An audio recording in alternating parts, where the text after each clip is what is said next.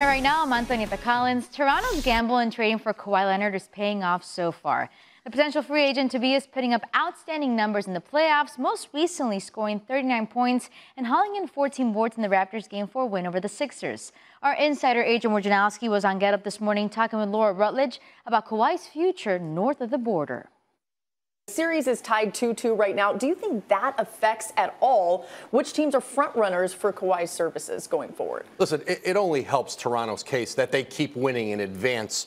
Listen, Toronto knew this when they traded for Kawhi Leonard last summer, that it was going to take the whole year to recruit him. It is hard to get to know him. It is hard to build trust with him. And they were going to need every single day until July 1 to do that. The Clippers have remained in a strong position, and you've seen the Clippers build an organization and a team to try to appeal to Kawhi Leonard, do more, say less, hard-playing role players. They've got an elite coach in Doc Rivers, and Southern California is home for him. I think that's where his focus is going to be heading in July, staying in Toronto or going back to California with the Clippers. Yeah, keep in mind the NBA could undergo a monster shakeup when you look at all the all-star players who are expected to become free agents. While Leonard might move back west, Golden State might lose Kevin Durant, Klay Thompson, and DeMarcus Cousins. Celtics shooting guard Marcus Smart is listed as questionable for tonight's Game 4 against the Bucks. The 25-year-old played 3-on-3 after being cleared for contact on Saturday. Smart has been sidelined for 4 weeks because of a torn oblique muscle. The team talked to the media yesterday. It's totally up to the training staff and how he feels. There's nothing to do with me, so I'll get their cues and go from there. I was able to participate with the team. It's real light, so once again, no contact. Everything is the boxes are being checked, and we're taking it one day at a time. But I'm definitely in the right position and right progression stage to where I'm getting really close to coming back. Keep it locked on SportsCenter at 6. They're going to have much more on the Bucks-Celtics game, including commentary from Michael Wilbon and Stephen A. Smith. Plus, Tim Legler breaks down Kyrie Irving's playoff performance so far. SportsCenter after PTI on ESPN and the ESPN app. Now back to the Stephen A. Smith Show.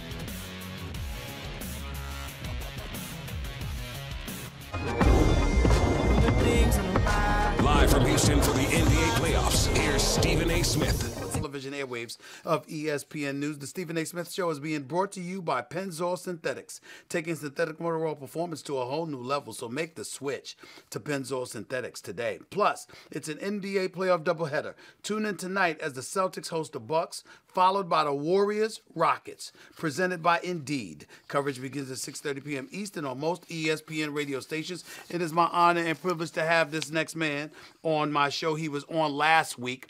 We talked to him. Obviously, he's covered a game in Denver in the first round, Portland in the first round, covered games 1 and 2 for Houston versus the Golden State Warriors, covered game 3, Boston and Milwaukee, game 4, Philadelphia, Toronto. He's doing game 4 tonight, Boston and Milwaukee as well. He's all over the place. Former NBA head coach, is assistant and a head coach, basketball analyst extraordinaire for the family right here at ESPN. The great PJ Carlesimo is with us as we speak. What's going on, Coach? How are you, sir? How's everything?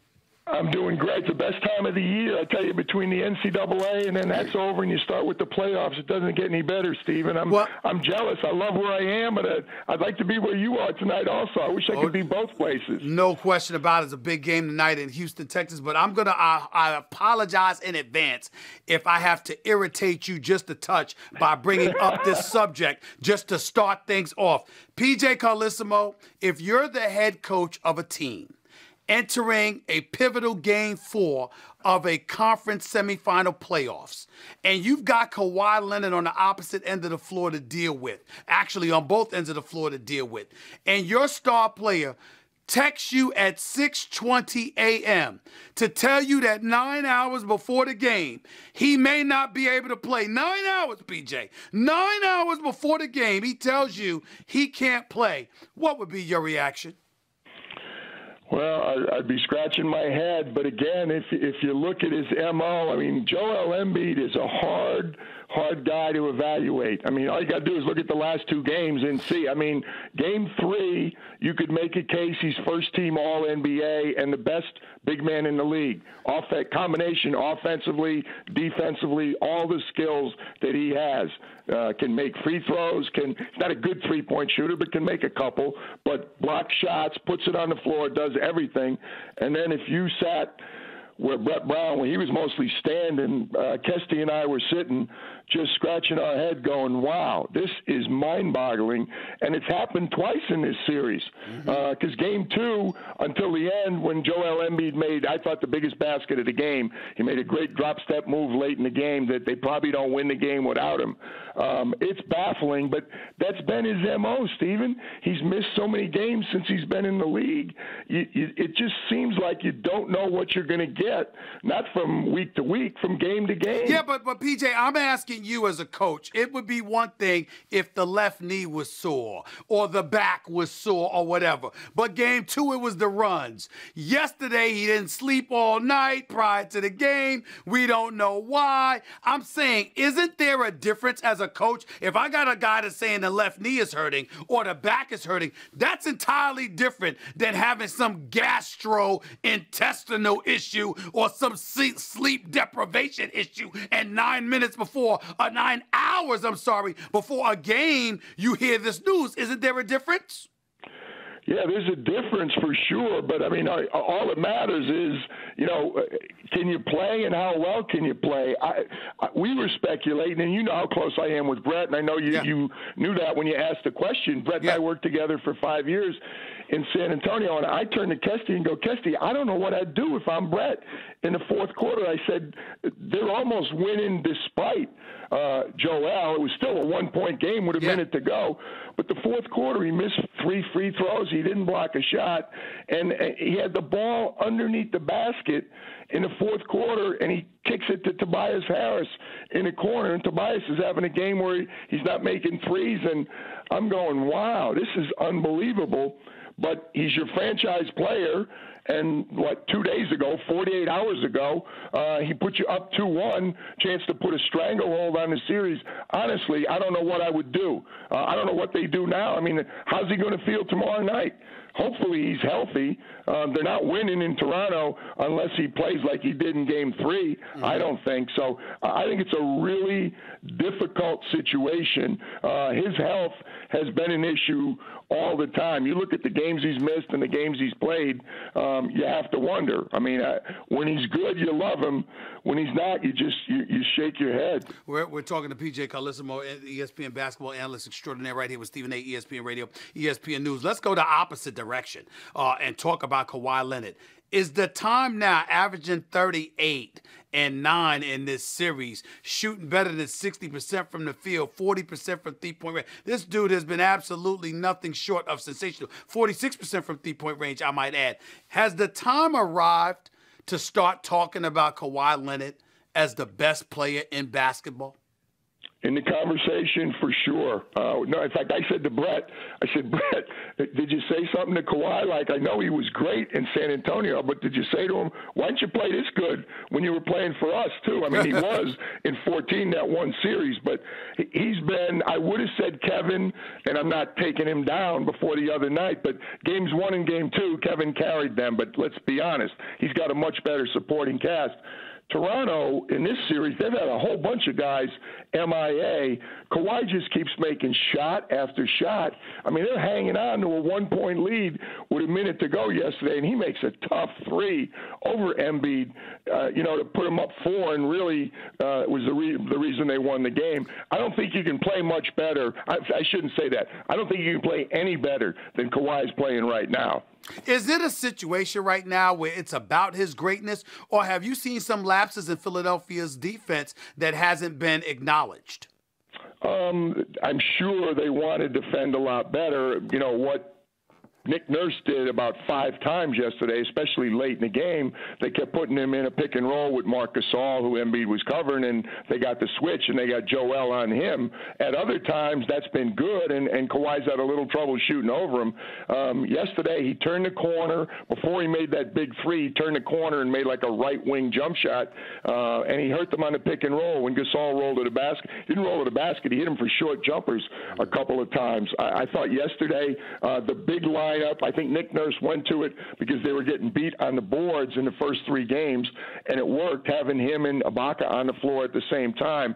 But Kawhi still, Kawhi, the one thing you wouldn't say, he's normally not a great rebounder. He's a good rebounder. He got 14 yesterday, Stephen. He's doing every single thing he can do for this team.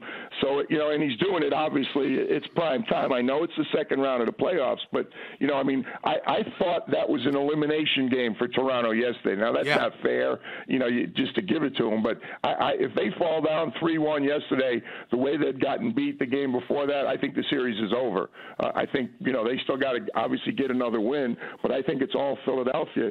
And Kawhi just wouldn't let it happen. And really, it was the new guys that were Philly. They pick up Kawhi. He's been better than great. Marc Gasol played really well yesterday. And Danny Green, even though he didn't get numbers defensively and then big free throws down the stretch, he made big plays for them. So you got to love the additions to Toronto and what they've done so far. PJ, I actually thought it was an elimination game for both. I think if the Sixers win this game, Toronto is toast. I think if Toronto wins this game, they regain home court advantage, and we're looking at a 7-game series with a Game 7 back in Toronto at the very least. Is that your mindset? I disagree with you. I'm hoping Embiid can get back and play the way he's capable of playing, and it turns out to be a great series in these last 3 games. But I think that's a good, usually that's the challenge for the team that's ahead 2-1. These even-numbered games, Game 4, when you're up 1, can you match the desperation of the other team? I don't think that was a problem for Philly yesterday. I thought they knew how big a game it was, but they didn't play as well, and more guys stepped up for Toronto than did for Philadelphia. PJ Carlissimo right here with Stephen A., ESPN Radio, ESPN News. Let me go to what I would label another elimination game as far as I'm concerned, and that's Game 4 tonight in Boston, which you'll be calling. In my opinion, if the Boston Celtics lose tonight's game, this series is over. They're not coming back from a 3-1 deficit at Milwaukee. I think this series is over in 5 if they lose tonight, because they ain't winning Game 5 back at Milwaukee, regardless of what we saw in Game 1. Tell me what happened from Boston blowing out Milwaukee in Game 1 to them getting beat up in Games 2 and 3 in this series. What happened? Well, I think 2 things. I think the first thing, and it's interesting, because when I was talking to Mike D'Antoni, you and I were out in Oakland for those early games in the Golden State series, and we were talking about Danuel House, and Mike was talking about some of his young guys, or less, I shouldn't say young necessarily, but less experienced, didn't realize the difference in round 1 and round 2. And I think some of the Bucks, they had success in round 1. They were pretty good. They advanced for the first time in a real long time.